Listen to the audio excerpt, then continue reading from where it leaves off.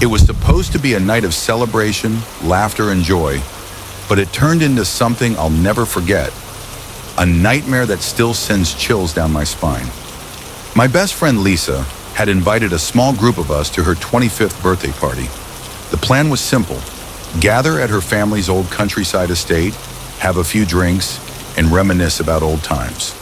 The house, a massive Victorian mansion, had been in her family for generations, and though it was a bit run down, it still had a certain charm about it.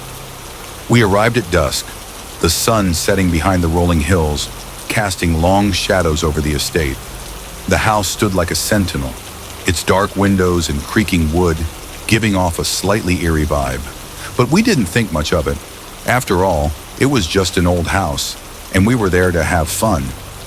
As night fell, the party was in full swing. The living room was filled with the sound of laughter and music, the warmth of the fireplace adding to the festive atmosphere. We toasted to Lisa, exchanged stories, and everything seemed perfect. But as the night wore on, a strange sense of unease began to settle over me.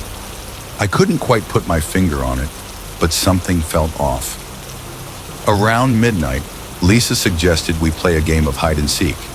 It was something we used to do as kids, and she thought it would be fun to relive those memories.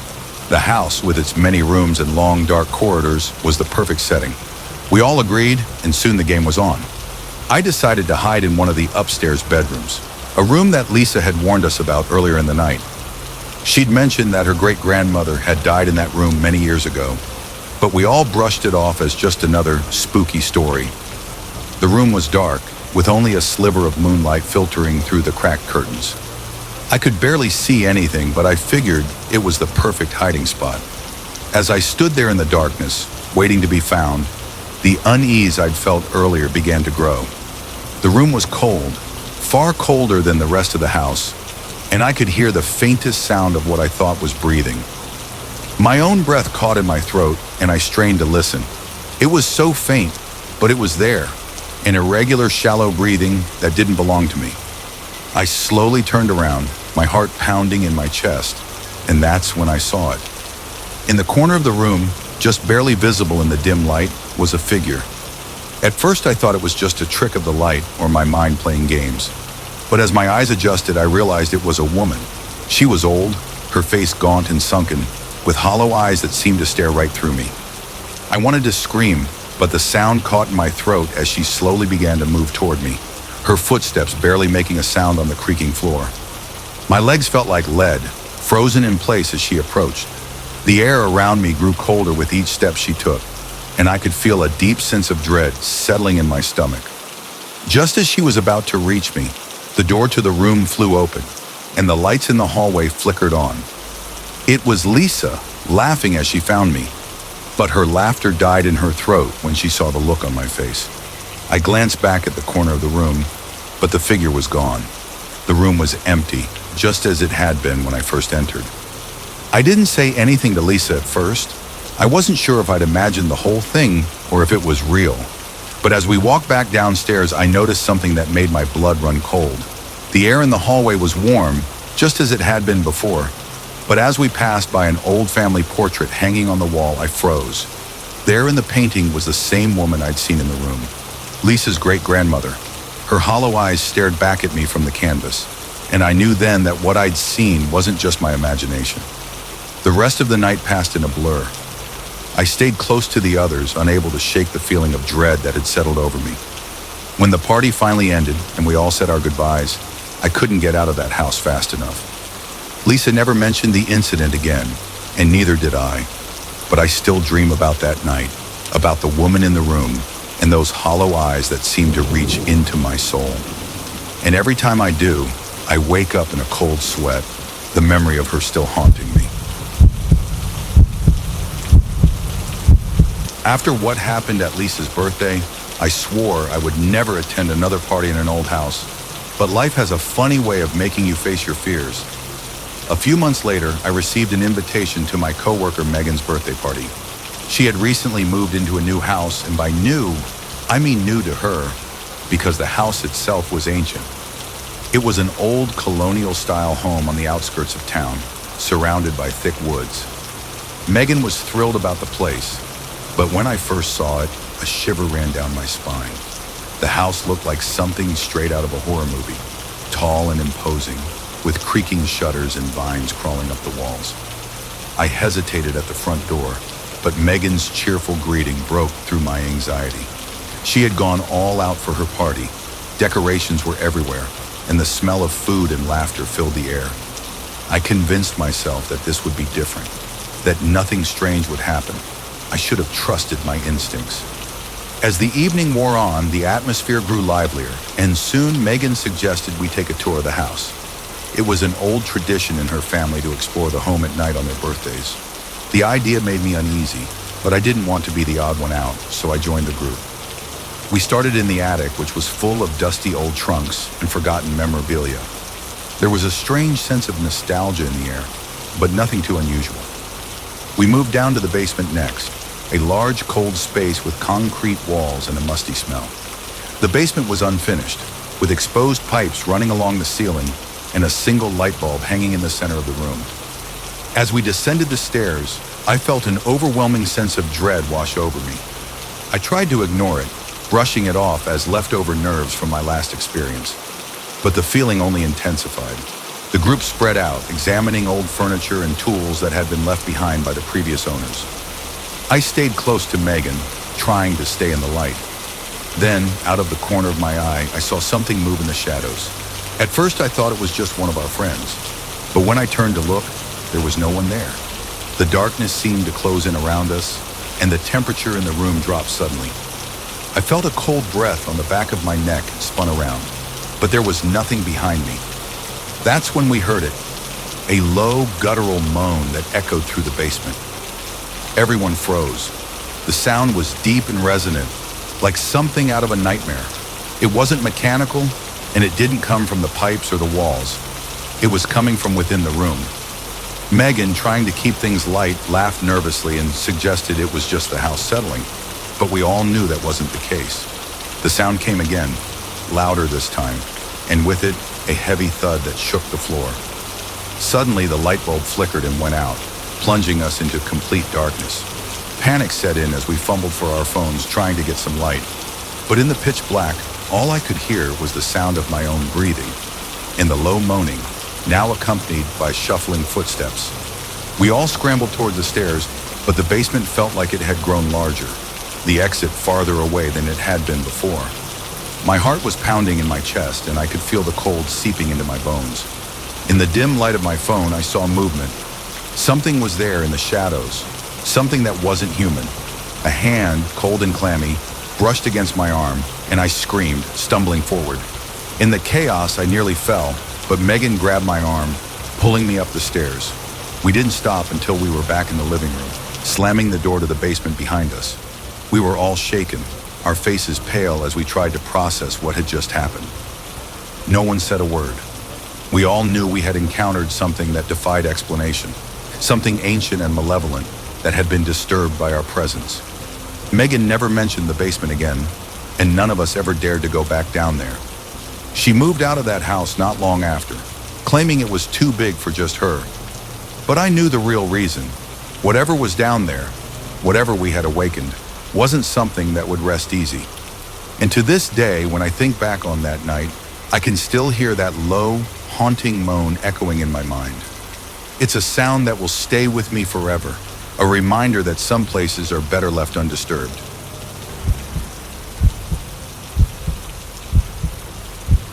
The third birthday party horror story happened just last year, and to be honest, it still haunts me whenever I think about it. My cousin Emily had just turned 18 and decided to throw a big birthday bash at our grandfather's old farmhouse. The place was a relic from the past, sitting on the outskirts of town, surrounded by thick woods and miles away from the nearest neighbor. It had been in our family for generations, but no one had lived there in years. The house was falling apart, but Emily insisted it would be the perfect place for her party, an old, spooky farmhouse for an unforgettable night. I wasn't thrilled about the idea. The last time I had been there, I was a kid, and even back then, the place gave me the creeps. But Emily was my cousin, and she begged me to come, so I couldn't say no. We arrived late in the afternoon, and as soon as I saw the house, a sense of dread settled over me. The farmhouse looked exactly as I remembered it, a decaying two-story building with peeling paint, broken windows, and a sagging roof. The front porch was covered in moss, and the whole place seemed to be swallowed by the surrounding woods. The party started off well enough. Emily had decorated the place with fairy lights and old lanterns, giving it a cozy, rustic vibe. We all gathered in the living room, drinking, laughing, and catching up. The floorboards creaked under our weight, and the wind howled outside, but we ignored it, focusing on the good times.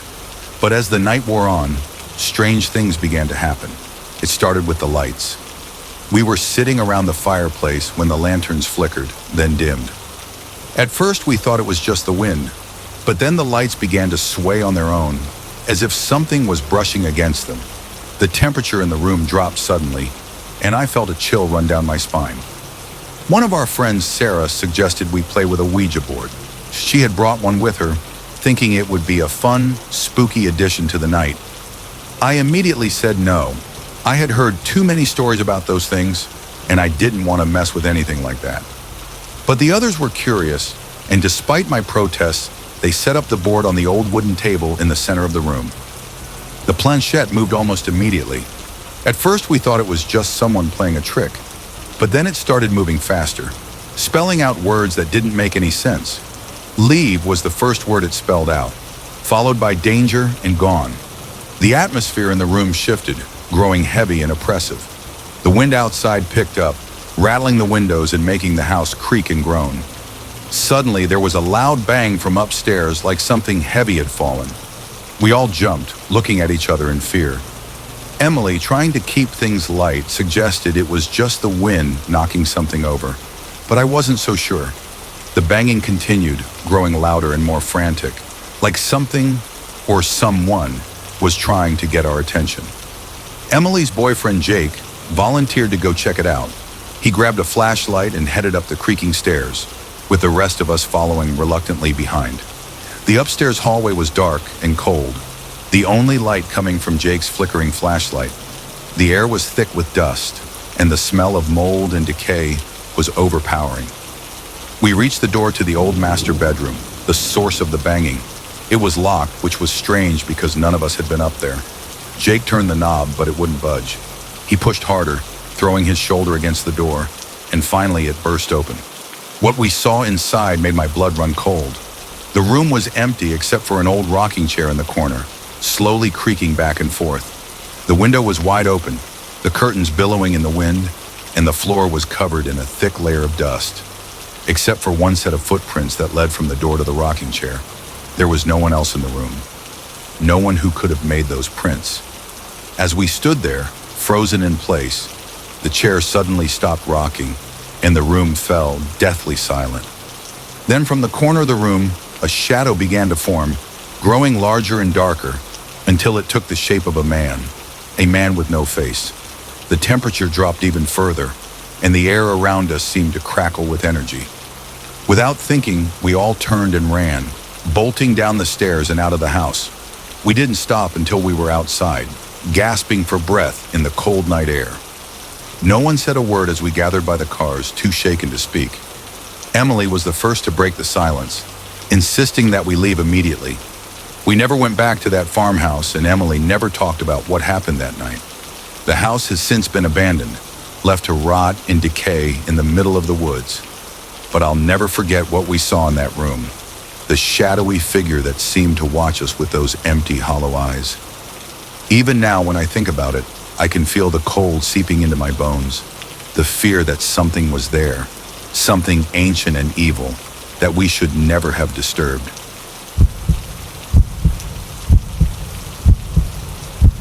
The fourth story took place at a small, intimate birthday gathering for my friend David. Unlike the previous stories, this one happened in a place I would never have expected, at David's apartment in the city.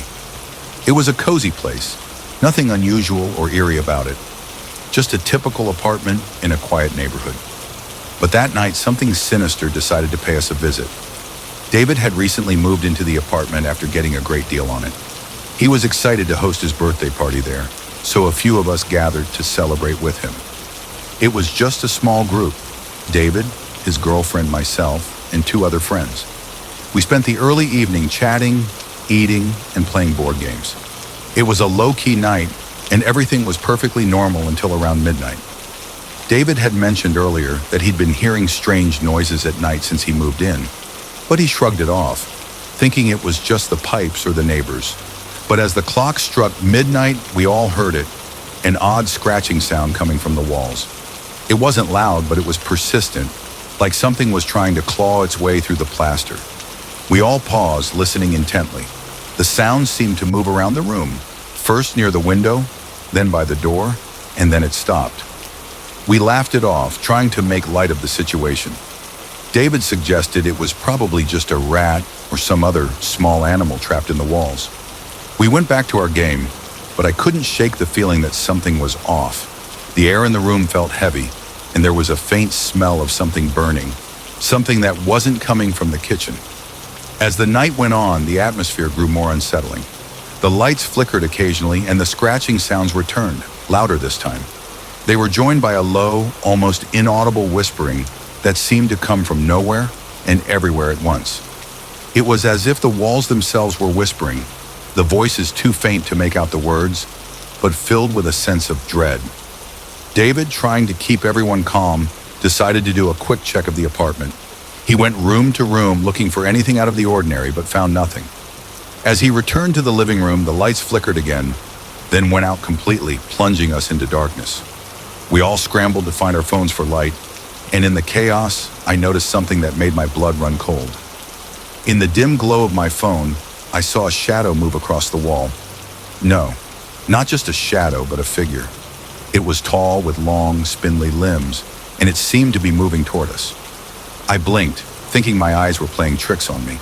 But when I looked again, it was still there, looming larger. David saw it too, and we all froze, the room dead silent except for the scratching and whispering that seemed to grow louder, more insistent. The shadowy figure stopped just a few feet from us, its form shifting and twisting as if it were made of smoke. I felt a cold, icy breeze sweep through the room, though all the windows were closed. Then, in an instant, the lights flickered back on. The figure was gone, but the oppressive feeling in the room remained. We were all shaken, and David was visibly pale, but none of us wanted to admit how terrified we were. We tried to continue with the night, but the energy was gone, replaced by an overwhelming sense of unease.